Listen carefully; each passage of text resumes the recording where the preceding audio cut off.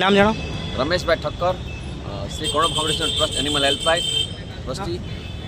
આજે વર્ષોથી અમે કરુણા ફાઉન્ડેશન એનિમલ હેલ્પલાઇન ચલાવી રહ્યા છીએ. ત્યારે ઉત્તરાયણના દિવસોમાં જેમ કે પતંગો ખૂબ ચડતી હોય અને લોકોના દોરાથી પક્ષીઓ ઘવાતા હોય, એ પક્ષીઓની સારવાર કરવા માટે આપણે ત્રિકોણ બગીચા ખાતે અને બીજા 7 જગ્યાએ અલગ અલગ જગ્યાએ સ્ટોલો કરીએ છીએ, જ્યાંથી લોકો રેસ્ક્યુ કરી ત્યાં લઈ આવે છે.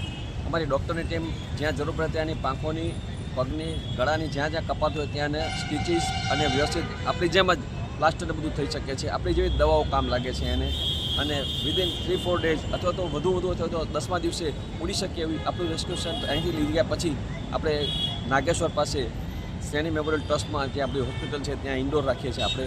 અને ત્યાં એવી વ્યવસ્થા રાખી છે કે પહેલાં દિવસે નીચે જ બેઠા હોય, પછી જેમ પાંખ આવતી એમ પહેલાં બીજે ત્રીજે ચોથે પણ અલગ અલગ સ્ટોલ રાખ્યા જ્યાં ચડતા હોય છે, અને બારી ઉપર રાખી છે. જ્યારે સક્ષમ થઈ જાય તો પોતાની જાતે જ ઉડી જતા હોય છે. પણ આજે નાગરિકોને વિનંતી કરું કે સોશિયલ મીડિયાના જે સંપર્કના હિસાબે આ વખતે પતંગ ઓછી ઉડી અને ઘાયલ પક્ષીઓની સંખ્યા ખૂબ ઓછી થઈ. એ અમારા માટે ગૌરવની છે, કારણ કે મીડિયા દ્વારા આપણને જે સમાચાર મળ્યા અને 11થી 5 પતંગ ઉડાડી જોઈએ એ પણ ઘણા લોકોએ માન્યું છે.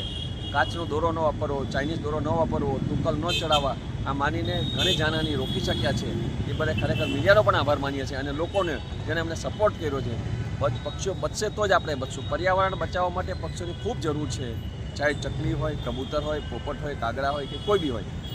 પર્યાવરણને સાચવવાની જવાબદારી લોકોએ લીધી છે. ત્યારે આ કાર્યમાં સૌ જોડાય, અને ફક્ત ઘાયલ નહીં, અમે જે પક્ષીઓને ચણની વ્યવસ્થા પણ કરીએ છીએ. આપણી એક ગાડી રેગ્યુલર ફરતી હોય છે, જે ચકલાને ચણ, ખિસકોલી માટે મકાઈ, માછલીઓ માટે લોટ અને ઘણું બધું સેવા ચાલે છે. લીલા ઘાસચારાની વ્યવસ્થા કરીએ છીએ. અમે સૌ જોડાવે એવી સૌને પ્રાર્થના. આભાર. નામ જાણો. મારું નામ ડૉક્ટર નિકુંજ પીપળિયા છે. શું કહેશો, એનિમલ હેલ્પલાઇન દ્વારા છેલ્લા 3 દિવસથી આ સેવા પક્ષીઓનો કરી રહ્યા છે?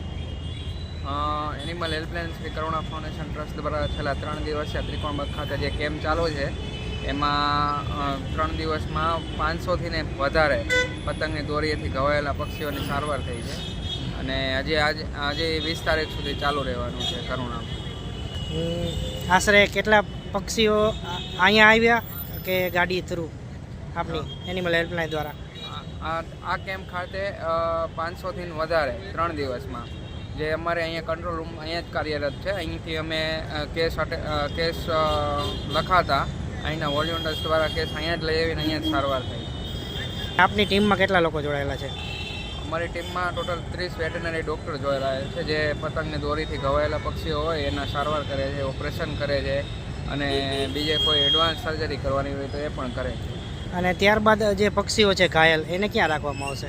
અહીંથી જે સારવાર કરીને જે પક્ષીઓ ના ઓપરેશન પતી જાય છે એને માધાપર ચોકડી અને ગોંડલ ચોકડી શ્રી કરુણા ફાઉન્ડેશન ટ્રસ્ટની જે હોસ્પિટલ છે ત્યાં લઈ જવામાં આવે છે. જ્યાં પાછળથી જે એના ડ્રેસિંગ કરવાના હોય, દવા આપવાની હોય, એ 10 દિવસ જેવું રેગ્યુલર ડ્રેસિંગ હોય છે, દવા હોય છે. પછી જે રિકવર થતા જાય એના સૂચર જે છે પાછળથી ખોલવાના હોય, ખોલીને પાછા ઉડાડી દેવામાં આવે.